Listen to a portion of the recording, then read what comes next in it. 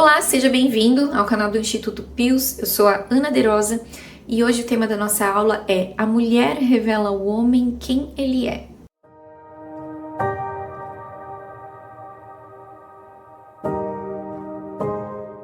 Bom, eu sei que esse é um tema um pouco estranho, complexo, profundo até, eu diria, mas eu fiz questão de falar sobre isso para que a gente pudesse justamente aprofundar o nosso entendimento, a nossa compreensão sobre o papel da mulher.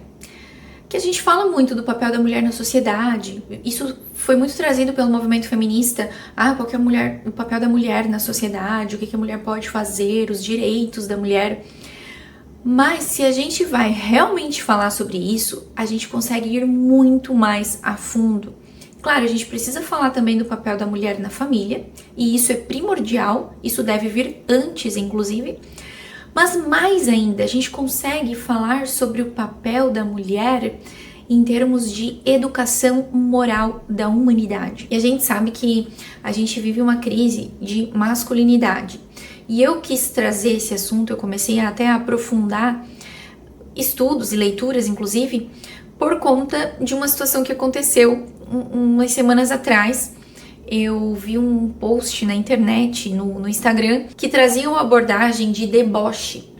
Então, era um videozinho engraçado, né, uma piadinha, em que os homens visualizavam cenas de casamento, da mulher brigando com ele, do filho chorando, das contas para pagar, e finalizava com ele, então, querendo fugir dessa realidade. E aí eu fiquei pensando, poxa, realmente muitos homens não querem mais o compromisso, não querem a responsabilidade da família, não assumem os compromissos com as mulheres que se envolvem, não se responsabilizam por todo o envolvimento emocional que isso pode gerar quando se relacionam com as mulheres, se relacionam sem compromisso, não assumem filhos que geram nas mulheres. Então, de fato, é essa cultura do descarte que a gente vê muito, inclusive o Papa Francisco falou muito sobre isso ao longo do seu pontificado. E só para contextualizar, né, eu coloquei um comentário lá. Eu falei: família é bênção, homem que foge de ter família é moleque imaturo. Cresçam e amadureçam, homens. Eu sei que o meu comentário não foi lá muito virtuoso, né, mas não deixa de me impressionar essa imaturidade dos homens, porque o homem, ele é um exemplo de força, ele é um exemplo de fibra. A gente vê pela dimensão física do homem, ele é estruturalmente mais forte, corporalmente mais forte, e deveria ser também em termos de virtude, de espiritualidade, deveria ser esse exemplo, né, de força, de fibra moral, mas não é. Então a gente vê que hoje o homem não é, e os relacionamentos são superficiais, são descartáveis, os homens tratam as mulheres como objetos, né, como instrumentos de prazer egoísta. E olha só os comentários que surgiram. Foram muitos comentários, foram chuvas, foi uma chuva de comentários que eu fiquei bem assim impressionada. E a maioria falava coisas tipo: é muito bom ser moleque, graças a Deus. Um outro comentário: casar é bom, separar é divino. E ainda um outro que falou: por que eu cairia nesse modelo de negócios que vocês chamam de casamento? Me matar para ter uma vida boa e depois ter que dar metade mais um pouco pra mulher. A mulher não quer homem, ela quer um otário pra bancar. E aí eu fiquei pensando, poxa, os homens estão também desiludidos dos relacionamentos. E depois eu fiquei reparando em outros tipos de comentário. Homens que comentaram assim: o homem que foge desse compromisso já entendeu tudo sobre a vida. Melhor viver só do que viver traído e frustrado. Outro comentário: você generaliza como se toda mulher quisesse uma família e quisesse ser fiel. A mulherada está igual ou pior a maioria. E ainda um outro homem comentou: o problema é encontrar uma mulher de família. E aí a gente fala muito que os homens são irresponsáveis, os homens são imaturos, os homens não querem um relacionamento com compromisso, assumir responsabilidades. Mas até que ponto isso é culpa exclusivamente deles? E aí a gente consegue tirar, né, várias lições aí dessa história toda. E me fez pensar muito sobre o papel da mulher como educadora da humanidade. Porque se os homens, pensa comigo, se os homens fazem tudo isso, não seria porque, de certa forma, as mulheres permitem? Será que não seria porque, de certa forma, as mulheres se deixam levar? Aceitam relacionamentos superficiais? Aceitam ser tratados como um objeto?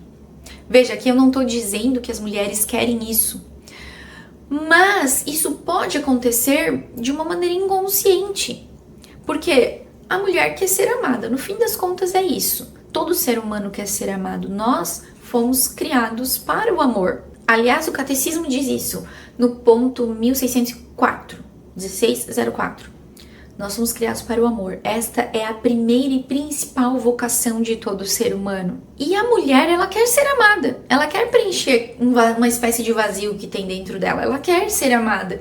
E muitas vezes, mesmo sem ter a consciência, né, uma clareza disso, ela se envolve em relacionamentos e se deixa levar por palavras e por atitudes que não necessariamente refletem um compromisso real, né? Palavras vazias, porque as palavras elas são soltas ao vento e elas vão embora e não necessariamente aquilo que é dito será cumprido. Então, nesse desejo de ser amada, a mulher acaba se deixando levar por relacionamentos sem compromisso. E todo esse problema de relacionamentos superficiais, de famílias desestruturadas, de crianças que crescem sem o pai ou sem a mãe, crianças que nascem sem estarem vivendo num lar, numa família sólida, num ambiente sólido, com pai, mãe, que passam para ele, então, esses valores relacionados à família. Nós temos as meninas desde novinhas já usando roupas que expõem muito o corpo, que dançam músicas que objetificam as mulheres. Então muitas meninas já vão crescendo não sabendo o seu valor, porque elas se expõem e acham que o valor delas está no corpo que elas estão mostrando, naquelas danças que elas estão dançando, cantando palavras que objetificam o corpo dela. As meninas crescem nesse ambiente e nessa cultura em que a própria mulher aceita ser objetificada, mesmo que ela não queira, mesmo que ela diga que ela tem valor, ela acaba, através das roupas, através das músicas, das danças, da maneira que ela fala, das atitudes dos homens que ela aceita, ela acaba contribuindo para esta crise moral e para que os homens não queiram compromisso. Por quê? Porque ele já tem tudo o que ele quer. Então os homens não querem casar, não querem ter compromisso, não querem ter filhos, porque no fim das contas ele tem ali o relacionamento que ele quer, a vida confortável que ele quer, todo o prazer que ele busca, ele acha muito facilmente em qualquer lugar. Então, para que ele vai querer um compromisso? Para que ele quer o ônus? Para que ele vai querer o ônus se todo o bônus muito facilmente ele já tem? Então, aqui nesse ponto a gente entra naquilo que o Papa Francisco fala de descarte de pessoas, claro, num sentido muito amplo, né?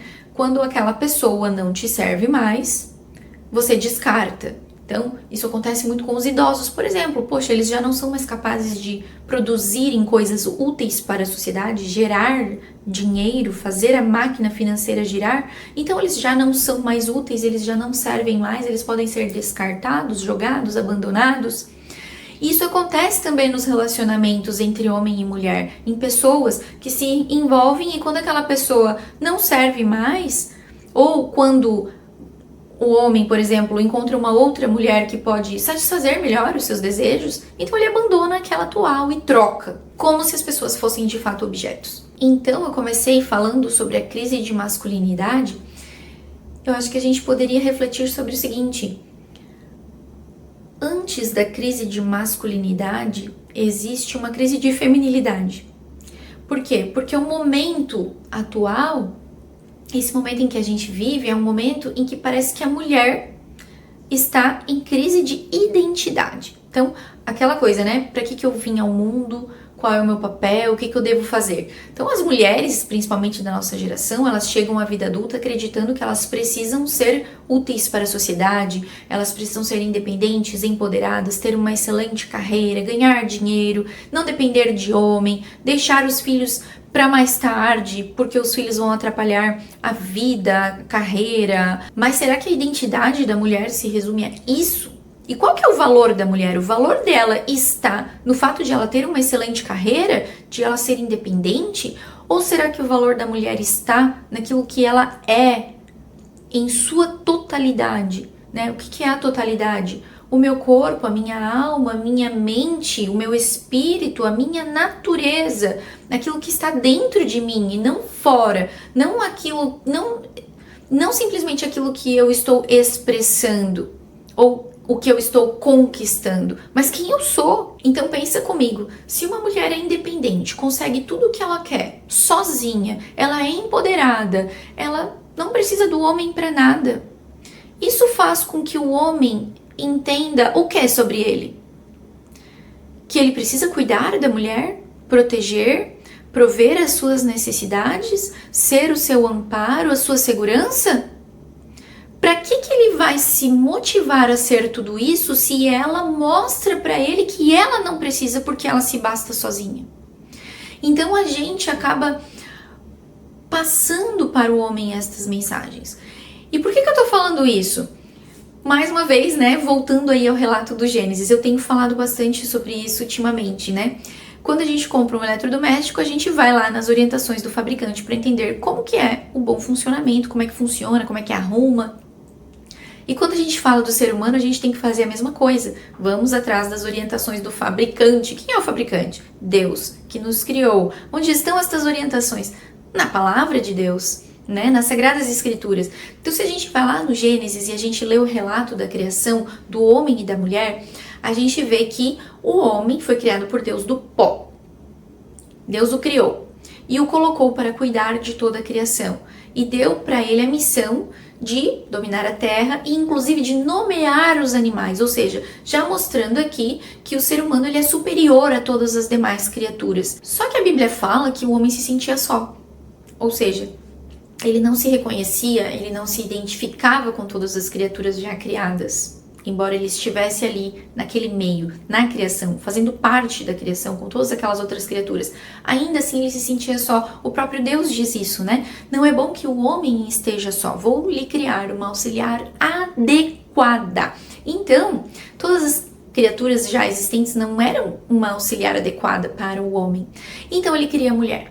E ele cria a mulher como? Da costela do homem. Ele não cria a mulher do pó. Ele cria da costela do homem, já trazendo para nós que homem e mulher, eles foram feitos para esta unidade, porque ela foi criada a partir dele. Então aqui nós temos uma unidade, uma dependência, e a gente conclui que homem e mulher só alcançam esta plenitude de vida quando eles se unem, porque eles foram feitos para estarem unidos e completarem-se um ao outro. E quando Adão vê ela, ele fala, agora sim, esta é a carne da minha carne, ossos dos meus ossos. Então, ele se maravilha, ele se identifica com ela. De alguma forma ele olha para a mulher e ele entende sobre ele. De alguma forma ele entende quem ele é. Então a mulher expressa para ele quem ele é, qual é o papel dele. E aqui a gente está falando do plano original. Então nós tínhamos ali o plano perfeito, a natureza perfeita do homem e da mulher antes do pecado original. Porque daí a gente sabe que o pecado original ele vem e corrompe a natureza humana, feminina e masculina. E aí o que eu quero dizer com tudo isso? Que segundo Gênesis, a gente pode concluir que a mulher, ela constantemente envia ao homem mensagens. Mensagens sobre quem ela é e, consequentemente, sobre quem ele é. Qual é o meu papel? Como eu devo me comportar perante esta mulher? E aí aqui, todos aqueles comentários que eu li e alguns que eu comentei com vocês, eles fazem muito sentido. Né? Os homens comentando, poxa, é muito difícil encontrar uma mulher que queira uma família. As mulheres estão iguais ou piores do que os homens. O homem comentou, é melhor viver só do que viver traído e frustrado. Então, o que o homem está entendendo? Quando ele vê a mulher, como ela se coloca no mundo, como ela se comporta, como ela se posiciona no mundo, ele entende o quê? Ela não precisa de mim. Então eu posso usá-la e descartá-la porque ela não se importa, ela também se comporta dessa forma. Então qual é o meu papel no mundo? Não é proteger, não é respeitar. Por quê? Porque talvez ela mesma não esteja se dando ao respeito. Então isso é muito complexo. Pra gente conseguir entender isso, a gente tem que ter uma abertura, né? Tem que ter um querer entender, porque senão isso tudo que eu tô falando aqui pode simplesmente soar como um julgamento. Só que a gente tem que entender que nós temos a capacidade de sermos educadoras dos homens. Por quê? Porque nós temos uma natureza que é materna, né? Já falei sobre a alma feminina nas aulas anteriores. A alma feminina, ela é essencialmente materna.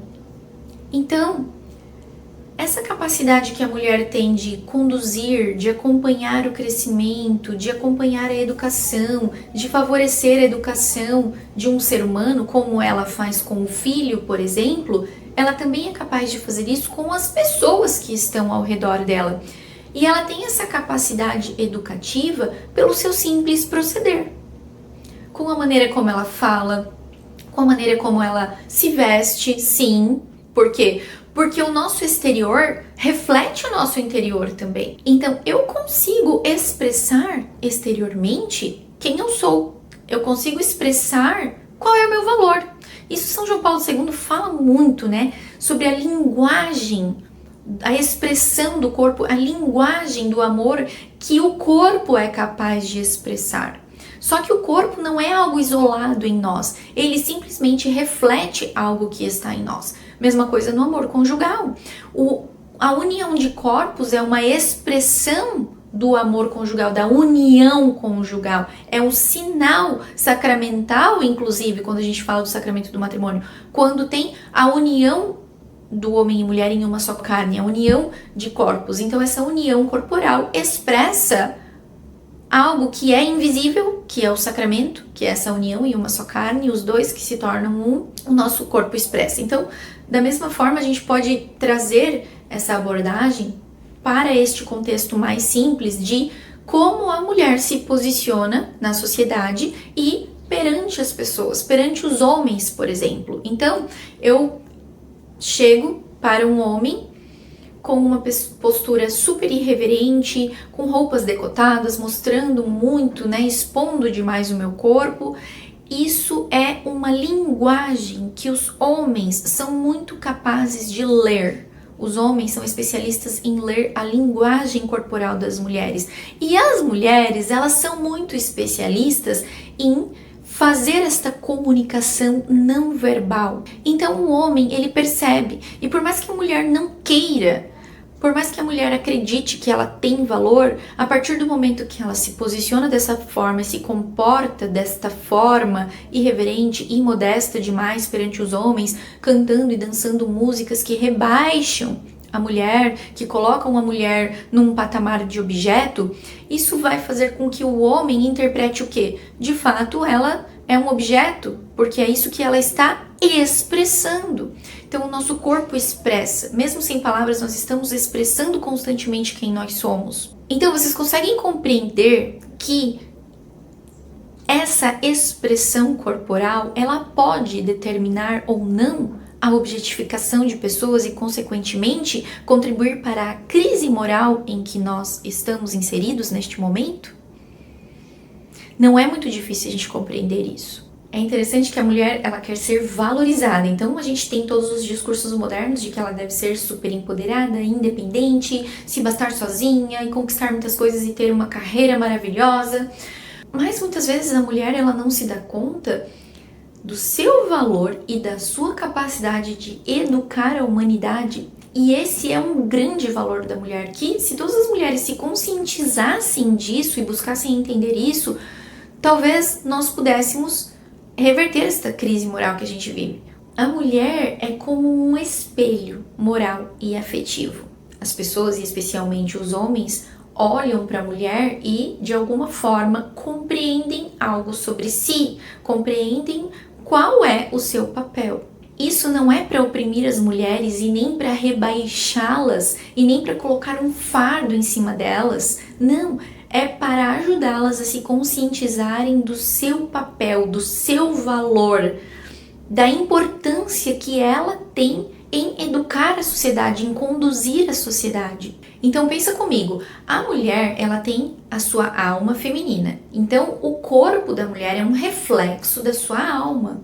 Se o corpo é capaz de gerar e nutrir e maternar, isso significa que antes a alma dela é assim. Então nós temos ali as características maternas presentes na alma feminina.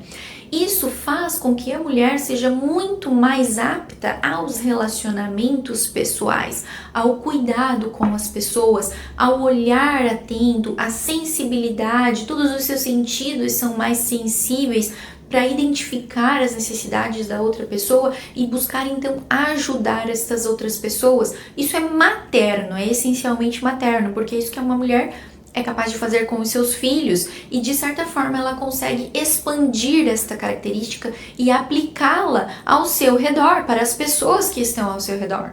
A mulher ela é muito atraída pela sensibilidade, pelas relações, pelos vínculos pessoais. Isso não é fraqueza, é uma força própria da mulher, uma capacidade que ela tem. Mas obviamente que se a mulher ela vai se desvinculando dessa sua natureza, de tudo que está inscrito, registrado na sua alma, então ela vai também perdendo essa capacidade, ela vai tendo cada vez mais dificuldade nos seus relacionamentos pessoais. O fato é que quando a mulher entende quem ela entende essa força. Então as pessoas gostam muito de falar em empoderamento, então ela entende que o verdadeiro empoderamento está em ela ser realmente quem ela é, baseada na verdade que vem do seu Criador. E consequentemente ela consegue expressar isso para o mundo e isso vai ser educativo para o mundo. Eu gosto muito de um capítulo que o Jason Evert escreveu, o autor Jason Evert deste livro aqui. Se Você Realmente Me Amasse, ele escreve muito para jovens, adolescentes, né? Ele dá muito formação afetiva. E aqui ele escreveu um capítulo sobre a modéstia, né? Falando mais para os jovens, mas é muito interessante essa reflexão. Então eu imagino o seguinte, você pode me dizer que não importa a maneira como você se veste, porque a responsabilidade de interpretar isso é do homem, ou seja, ele tem que saber te respeitar independente da roupa que você veste. Então, se ele interpreta ou imagina errado, o problema seria dele, certo? Então, por que a mulher deveria mudar o seu comportamento ou o seu modo de vestir por conta do que o homem pensa ou que o homem faz, né? Esse é um questionamento legítimo e faz muito sentido e, de fato, a gente deveria esperar que os homens tivessem essa capacidade por si só de entender que a mulher deve ser respeitada independente de qualquer situação externa. Isso é óbvio e ninguém está questionando isso. Mas a gente tem que considerar também a realidade do pecado, né? O pecado entrou no mundo, corrompeu aí a natureza humana e o autor fala aqui que os homens eles já não sabem mais se relacionar com as mulheres, especialmente nos nossos tempos em que a mulher mudou tanto o seu comportamento na sociedade, principalmente por influência do movimento feminista, que traz o incentivo à promiscuidade, o incentivo aos relacionamentos livres e superficiais, o incentivo inclusive ao aborto, ou seja, você se relaciona intimamente e depois você elimina a consequência deste relacionamento. Isso traz a ideia que você pode se comportar desta forma o quanto você quiser, que depois você resolve com o aborto. Então nós temos toda uma influência cultural que afeta o comportamento das mulheres e o comportamento dos homens. E o que a gente precisa entender aqui é que, independente da culpa que eles têm, nós podemos educá-los. Nós podemos inspirá-los a ser pessoas melhores. Por quê? Porque somos educadoras por natureza. E olha só, isso é muito sério. Todas as mulheres sabem, elas têm consciência de que elas têm a capacidade de seduzir um homem, de influenciar um homem, não é verdade? Mas poucas sabem que elas têm a capacidade também de educar um homem. As ferramentas utilizadas são as mesmas, só que depende de como você utiliza essa ferramenta. Então você consegue seduzir ou educar. Então o autor ele escreve aqui, né? Eu percebi que as vestimentas imodestas atrapalham ver a mulher pelo que ela é.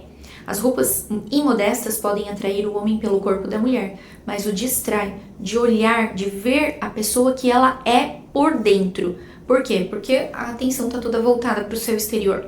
E aí ele ainda continua, né? Se você quiser que um homem respeite uma mulher e até se apaixone por ela, então você deve mostrar a ele que você respeita a si mesma e reconhece a sua dignidade diante de Deus, o seu valor. Mas qual é o meu valor? Vamos pensar em coisas valiosas. Coisas que têm valor são geralmente muito bem guardadas.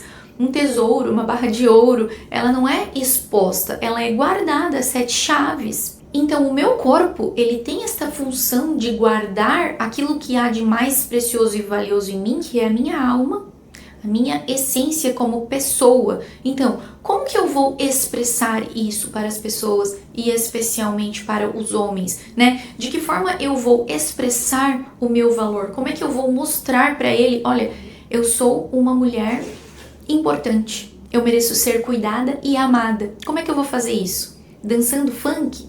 Cantando músicas que tratam a mulher como um objeto? Usando roupas que mostram muito o seu corpo de uma maneira que ele só olhe para o corpo e não para a alma? Tem uma questão muito profunda que inclusive a Alice fala muito aqui também, né? Que é sobre a questão do véu, do mistério. E ela fala que a mulher ela é toda interiorizada, e isso a gente conclui também olhando para o físico, né? Como que é essa expressão corporal da mulher, né? Os seus órgãos reprodutores, eles são internos. Então isso significa que a mulher ela é toda interiorizada. É como se ela tivesse algo nela a ser revelado, a ser descoberto. Então o homem tem esta missão de ir atrás deste mistério, de descobrir este mistério. Então, quando a mulher se expõe demais o seu próprio corpo, ela mostra para esse homem que ela não precisa ser descoberta, revelada, como se no interior dela não tivesse algo valioso a ser descoberto por ele. E aí ele escreve, o que é a modéstia, né? Não é parecer o mais feio possível, ou o mais velho possível, né? É sobre tomar a beleza natural da feminilidade e adorná-la de um modo que reflita a verdadeira identidade de alguém. Qual é a minha identidade? O meu corpo? Qual é a minha identidade? O meu dinheiro? A minha carreira? A minha identidade é a minha totalidade de ser. Corpo, alma, mente, espírito. Como que eu vou refletir isso? Como que eu vou demonstrar tudo isso? Se eu exponho demais o meu corpo, é como se eu fosse simplesmente aquilo. Então, quando uma garota ou uma mulher sabe que é filha amada de Deus, ela não vai permitir que suas roupas, as suas conversas, a sua forma de se comportar se desviem disso. Ela sabe que seu corpo é sagrado porque é templo do Espírito Santo. E aí ele faz o questionamento, você anseia por ser olhada ou por ser amada? Todas as mulheres lá no fundo, no seu interior, elas querem ser amadas. E essa tentativa de buscar olhar, buscar atenção, é, consciente ou inconscientemente, um desejo de ser amada, de ser cuidada, de ser protegida. Então, de que forma eu expresso esse meu desejo de ser amada, de ser cuidada e de ser protegida? Então, a maneira como eu estou expressando isso pode desvirtuar a atitude do homem. Porque ele pode ver uma mulher e dizer assim, não, ela só quer ser olhada, ela já revelou pra mim tudo o que ela acredita que ela é. Ela já revelou tudo. Quando uma mulher se mostra demais, é como se elas dissessem, a melhor coisa que há em mim é o meu corpo. Então, claro, o homem vai olhar, vai concordar com ela, né? Mas ele não vai ter este desejo por revelar aquele mistério, porque ela já revelou tudo. E aí, nesse mesmo contexto, a Alice escreveu algo muito importante. Ela escreveu assim, se as garotinhas fossem informadas do grande mistério a elas confiado, sua pureza estaria garantida. A própria reverência que elas teriam para com seus próprios corpos seria inevitavelmente percebida pelo outro sexo. Os homens são talentosos na arte de ler a linguagem corporal das mulheres e é improvável que eles arriscassem ser humilhados se a recusa fosse certa. Ao perceber a modéstia das mulheres, os homens, aproveitando a dica, abordariam o sexo feminino com reverência, ao invés de fazê-lo com esta irreverência brutal de hoje que desencadeia luxúria e impureza. Então esse trecho aqui da Alice complementa aquilo que eu estava falando aqui, que estava escrito aqui nesse livro, né, escrito pelo Jason Everett sobre a questão da modéstia. Então é isso, o fato é que quando a mulher se comporta com dignidade, com reverência com relação a si mesma, com delicadeza, com pudor, ela é capaz de elevar o olhar do homem e ela é capaz de elevar a moral do homem e inclusive as atitudes do homem perante ela. Então, olha que interessante, eu estava falando do mistério. Então, a mulher, ela tem algo a ser revelado. O seu corpo expressa, né, que ela é toda interiorizada e que ela tem algo a ser desvendado pelo homem.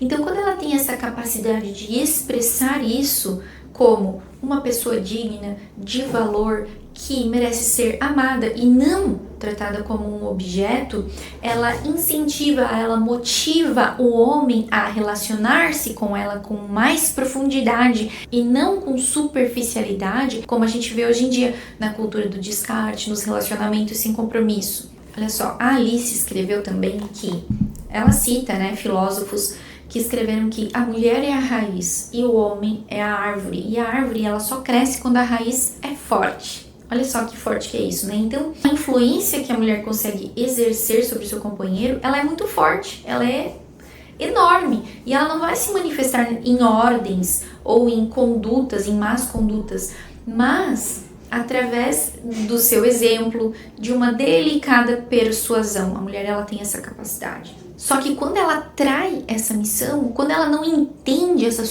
que ela tem essa capacidade, ela pode ser a ruína do homem.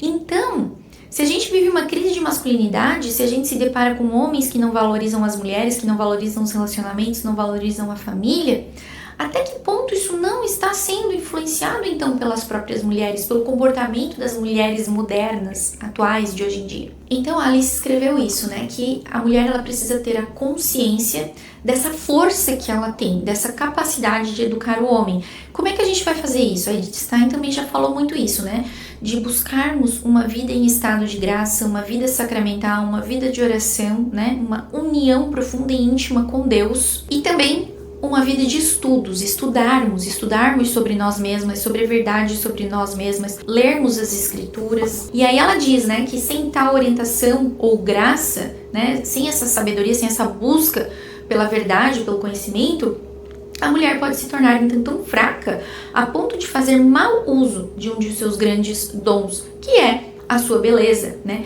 para a sua própria destruição ou para a destruição dos outros. Então, é aquilo que eu estava falando, né, quando a gente usa mal o dom que nós temos do nosso exterior, da beleza física, isso pode influenciar os homens para o mal, para as suas más condutas, pode levá-los a interpretar que podem utilizar as mulheres como se fossem objetos a serem descartados posteriormente. E aí a Alice, ela dá o exemplo da rainha Esther. Ela falou, né, que a amabilidade de uma mulher, uma postura dócil, uma postura de sensibilidade, de olhar atento para os outros, pode exercer um charme tal sobre um homem que faz com que a fragilidade dela o coloque aos seus pés. Olha só, então ela cita aqui a história da rainha Esther, que queria salvar o seu povo que estava ameaçado por um dos ministros do rei daquela época.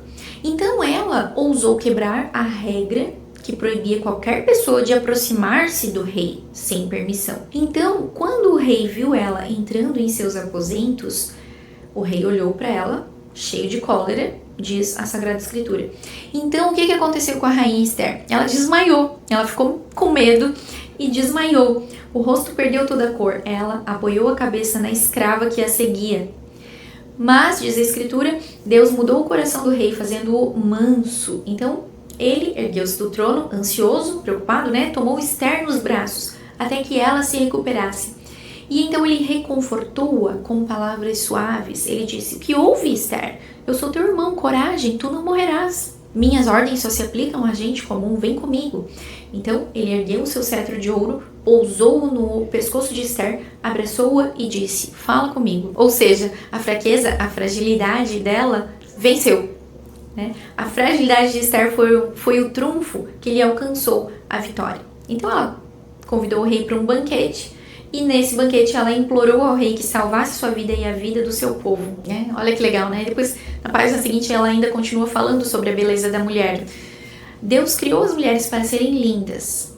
Seu charme, amabilidade e beleza exercem uma atração poderosa sobre o sexo masculino. E assim deve ser. Então, essa expressão da beleza da mulher tem a capacidade de educar e elevar o homem, ou então de rebaixá-lo. E a mulher, ela também tem a capacidade de elevar o homem com o seu olhar. Eu gosto muito de um exemplo que foi dado nesse livro aqui, escrito pela autora italiana Costanza Miriano, Quando Éramos Mais Femininas. Olha só, ela conta a história de uma amiga dela, Ana Maria. Quando essa amiga se casou, pensou que tivesse tirado a sorte grande. O homem era o mais sério e confiável da terra, né? Um cara muito bom, realmente muito trabalhador, eficiente, pontual. Só que depois de algum tempo, ela começou a cair ali, então, num comodismo, começou a se acostumar ali com a vida de casada e sentiu vontade, então, de assumir o controle da vida familiar. Isso é muito comum, né? As mulheres, elas acabam querendo mandar e decidir tudo na vida familiar e o homem, ele vai ficando cada vez mais encolhido. Essa mulher, né, a Ana Maria, ela começou a repreender o seu marido, até mesmo na frente dos outros, criticá-lo, dar-lhe indiretas, a olhá-lo com um outro olhar, um olhar de desprezo. E os homens, ainda que não tenham o nosso radar, eles percebem a maneira como nós olhamos.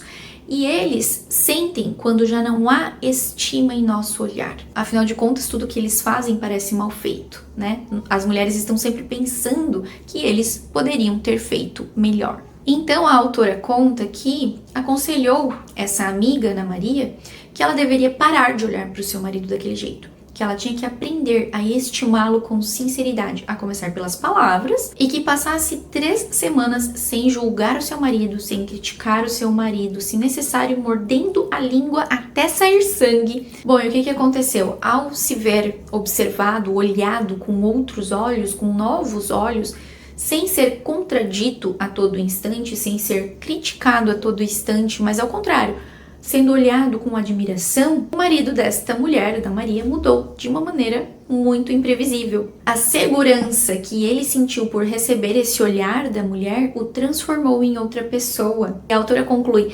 ele enxerga a si mesmo no olhar da sua esposa. Ele é visto, mas também ele é determinado por este olhar da sua mulher. Se esse olhar for hostil, é difícil para o homem manter-se fiel à busca da beleza e da grandeza. Ele se sente induzido a ser feio, tal como ela o vê. A história de Ana Maria é muito comum, né? É muito frequente, eu acho que é muito fácil de acontecer por conta da tentação mesmo, do pecado. É muito fácil disso acontecer na vida dos casais casados, mas nos lembra que, de fato, a maneira como nós olhamos e nos comportamos diante do homem vai sim direcionar a atitude dele. Então, é mais um indício aí, mais uma forma de nós compreendermos que temos essa capacidade de conduzir o homem, como aquela citação que eu falei anteriormente, né? A mulher é a raiz e o homem é a árvore. Então, ela tem essa capacidade. Ou então, em outras palavras, né? A mulher é o pescoço e o homem é a cabeça. Então, o pescoço que tem essa capacidade de direcionar o comportamento dos homens. E isso acontece, é uma realidade, tanto para as pessoas que são solteiras e estão aí em relacionamentos superficiais e descartáveis, quanto também nos casais que já são casados, unidos em matrimônio e vivem em uma família. Então vejam a implicação disso para as famílias, né? Então, os casais que se conhecem e vivem relacionamentos superficiais e já casam acreditando que se não der certo é só separar, nós temos uma fragilidade, nós temos aquilo que o Evangelho fala sobre a casa construída em cima da areia. Não existe uma firmeza, não existe uma convicção, não existe algo concreto e capaz de sustentar a instituição família diante das tempestades da vida. Porque, afinal de contas, se não der certo, é só separar. Então, olha como a mulher tem a capacidade de ajudar o homem e conduzi-lo para que juntos eles constituam a sua casa, a sua família firmada na rocha, com bons valores. A mulher tem essa capacidade. Ela consegue, se ela estiver muito bem orientada dentro de si, ela consegue identificar o homem capaz e disposto a isso e o homem que não está. Ela consegue atrair o homem que quer formar uma família e está disposto a isso e ela vai naturalmente se afastar daquele homem que não quer. Dessa forma, ela está educando moralmente a sociedade. Por quê? Porque se todas as mulheres tivessem consciência disso e se comportassem desta forma, os homens precisariam se esforçar para ter um relacionamento com as mulheres, se todas elas se comportassem dessa forma. E aí nós teríamos famílias muito melhor edificadas, firmadas sobre a rocha, porque a mulher que tem essa capacidade, esta missão de ser a raiz da árvore, de ser o pescoço, né, unido à cabeça, ela vai estar sabendo qual é o seu papel e conduzindo as atitudes do homem, ajudando-o a ser homem, incentivando-o a ser aquilo que ele foi criado para ser. Um homem capaz de dar a vida por amor, de dar a vida pela sua família, porque é isso também que o Evangelho fala, né? A carta de São Paulo aos Efésios fala que o marido deve amar a esposa como Cristo amou a igreja. E como que Cristo amou? Se doando, dando a sua vida, derramando sangue, literalmente. Então, o homem tem que ter essa capacidade, ele tem que ser capaz de amar. Só que quem objetifica as pessoas, ele não está amando, ele só ama a si mesmo e as suas próprias paixões, ele não está amando a outra pessoa. Porque amar é o contrário de usar. Então o homem tem esse chamado muito forte de dar a vida. Veja, quando a escritura fala que a mulher deve ser submissa ao homem, as pessoas criticam muito essa passagem, mas é muito mais difícil amar como Cristo amou. É claro que todos são chamados a dar a vida, mas a escritura especifica que o homem tem que amar como Cristo, dando a vida. Esse chamado é muito forte para o homem. Então a mulher ela tem que ter essa capacidade de ajudá-lo a exercer esta missão, a entender essa missão e exercer essa missão. Então o homem ele é chamado, ele tem essa vocação, né? Vocação ao amor todos nós temos, mas o homem ele é mais especificamente chamado a dar a sua vida pela sua família, pela sua esposa, de forma total, fiel e fecunda, como fala a doutrina da igreja para o matrimônio, e nesse sentido ele vai exercer todas as suas aptidões de cuidar, de proteger, de ser um exemplo de moralidade, de espiritualidade, de amor a Deus. Mas ele só vai ser isso se ele for incentivado a isso. Agora, se ele se depara com uma mulher que é promíscua, que expõe o seu corpo, que se basta sozinha, que é super empoderada, que é super independente, ele vai ser motivado a ser isso? Não, porque ele vai entender que a mulher não precisa dele, que não precisa de toda essa força, não precisa que ele exerça essa vocação que no fim das contas está inscrito dentro do seu coração, da sua natureza masculina. Então, quando a mulher não consegue expressar a sua feminilidade, não consegue expressar o seu valor em sua totalidade, o homem se dispersa. Ele não entende também qual que é o papel dele. É como se a mulher fosse um espelho, é como se a mulher fosse a referência. Quando o feminino se corrompe, o masculino se esvazia. Então, diante aí de toda essa cultura feminista que vem incentivar nas mulheres muitos comportamentos que contradizem toda a natureza feminina, a gente se depara com essa crise de masculinidade. Então, não é por acaso que a gente vive essa crise de masculinidade, né? Que a gente se depara com uma geração de homens que são passivos, que são inseguros, que não assumem a sua missão de amar e proteger uma mulher e a sua família, que se esquivam de suas responsabilidades, que não assumem os filhos que geram. Então isso pode ser sim um reflexo de toda essa cultura onde a mulher já não sabe mais o que é ser mulher. Mas agora vamos falar então sobre o caminho de restauração, né? Como corrigir tudo isso. Independente se você é solteira, se você é casada, nós todas podemos fazer algo para ajudar, né? A melhorar essa situação, essa crise de masculinidade. Então, se você é solteira, você precisa entender sobre si mesma, corrigir a maneira como você está se expressando perante o mundo para ser capaz, então, de educar os homens que estão ao seu redor. Se você já é casada, você tem uma missão ainda mais importante, que é, além de ajudar o seu marido, conduzindo-o, ajudando ele, sendo essa auxiliar, conforme diz a Escritura, sendo esta auxiliar adequada para que o homem exerça então a missão dele, você ainda tem a missão mais nobre ainda de educar os seus filhos, para serem bons homens, e meninas para serem então meninas que sabem qual é o seu valor. Mas como é que eu vou fazer isso, né? A gente tem que primeiro buscar uma vida de graça. Isso daí a Edith Stein explica. Buscar uma vida de graça, uma vida sacramental, é romper com o pecado, ter vida de oração, buscar os sacramentos, confissão, eucaristia, adoração ao Santíssimo Sacramento, ter uma vida verdadeiramente na graça. Depois, uma vida de estudo. Nós precisamos nos formar, porque nós estamos vivendo um momento do mundo em que até mesmo a formação não é adequada. Nós não temos a formação correta sobre o ser humano, sobre a vida espiritual, sobre a doutrina da igreja, sobre a afetividade, sobre relações humanas. Nós temos muitas lacunas para todas essas esferas da nossa vida, então nós temos que buscar estes conhecimentos. E por fim, Edith Stein também sugere, para que a gente possa ir corrigindo ou minimizando as consequências do pecado em nós temos que buscar sempre exercer um trabalho bem feito, fazer bem o trabalho que temos que exercer no nosso dia a dia. E aí uma coisa bem importante que precisa ser dita também, que tem a ver com as feridas que a gente carrega,